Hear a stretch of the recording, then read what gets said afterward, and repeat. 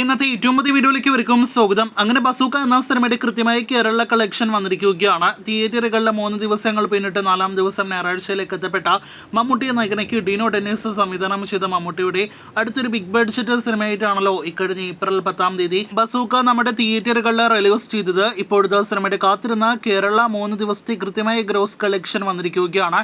അത് പ്രകാരം പ്രതീക്ഷ ലെവൽ റേഞ്ചിൽ തന്നെയാണ് സിനിമയ്ക്ക് ആകെ കേരള ഗ്രോസ്. എന്നാൽ ഇന്നലെ ശനിയാഴ്ച സിനിമയ്ക്ക് പ്രതീക്ഷ ലെവലിലേക്ക് എത്തപ്പെടാൻ കഴിഞ്ഞിട്ടില്ല എന്ന് പ്രത്യേകം അറിയിച്ചുകൊള്ളട്ടെ. 2 കോടി കേരളത്തിൽ ശനിയാഴ്ച ഗ്രോസ് പ്രതീക്ഷ സ്ഥാനത്ത് സിനിമയ്ക്ക് 1,80,00,000 കേരള ഗ്രോസ് വന്നിരിക്കുന്നത്. 7,50,00,000 റേഞ്ചിലായിരുന്നു 3 ദിവസത്തെ ബസൂക്ക കേരള ഗ്രോസ് പ്രതീക്ഷിച്ചത്.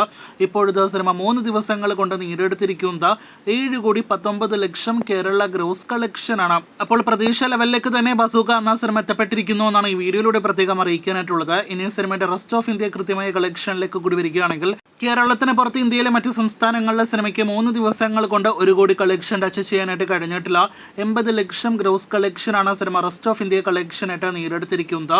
ഇന്നത്തെ ഞായറാഴ്ച കളക്ഷനോടെ സിനിമ 1 കോടിയിലധികം റെസ്റ്റ് ഓഫ് ഇന്ത്യ കളക്ഷൻ നേടിയെടുക്കുമെന്ന് നിലവിലെ കളക്ഷൻ വെച്ച് പ്രതീക്ഷിക്കുന്നു. അപ്പോൾ ബസൂക്കയുടെ ആകെ 3 ദിവസത്തെ ഇന്ത്യൻ ഗ്രോസ് കളക്ഷൻ മാത്രം 8 കോടിക്ക് അടുത്ത രൂപയാണ്. ഇനി വേൾഡ് വൈഡ് കൃത്യമായ ഫിഗേഴ്സ് കൂടി വരാനായിട്ടുണ്ട്. ഇന്നലത്തെ എസ്റ്റിമേറ്റ് റിപ്പോർട്ടിൽ 15 കോടിയോളം രൂപയാണ് പ്രതീക്ഷിച്ചിരിക്കുന്നത്. എന്തായാലും അത്ര നേടിയെടുക്കുമോ എന്നാണ് ഇനി അറിയേണ്ടത്. കാത്തിരിക്കൂ ബസൂക്കയുടെ കൃത്യമായ വേൾഡ് വൈഡ് കളക്ഷൻ കൂടി അടുത്ത മണിക്കൂറുകളിൽ അറിയാനായിട്ട്.